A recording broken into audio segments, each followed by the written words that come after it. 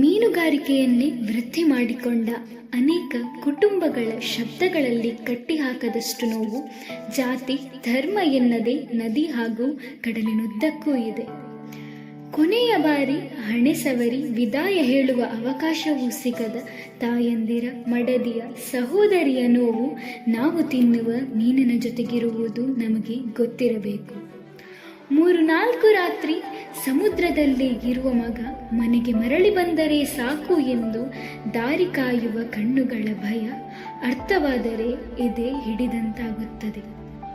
ಸಾವಿರಾರು ಮೀನುಗಾರರು ಸತ್ತಿದ್ದಾರೆ. ಶವ ಸಂಸ್ಕಾರಕ್ಕೆ ದೇಹವೇ ಸಿಗದೆ ಇಂದಿಗೂ ನರಕಯಾತನೆ ಅನುಭವಿಸುತ್ತಿರುವ ಕುಟುಂಬಸ್ಥರೂ ಇದ್ದಾರೆ. ಶಾಶ್ವತ ಸೂತಕದ ನಡುವೆಯೂ ಮೀನುಗಾರಿಕೆ ನಿಂತಿಲ್ಲ. ಸತ್ತರೂ ಮೀನುಗಾರರು ಸೋತಿಲ್ಲ. ತನ್ನ ಹಾಗೂ ತನ್ನವರ ಹೊಟ್ಟೆಪಾಡಿಗಾಗಿ ಸಾವನ್ನೇ ಎದುರಿಸಿ ಮಾಡುವ ಕೆಲಸವೇ ಮೀನುಗಾರಿಕೆ.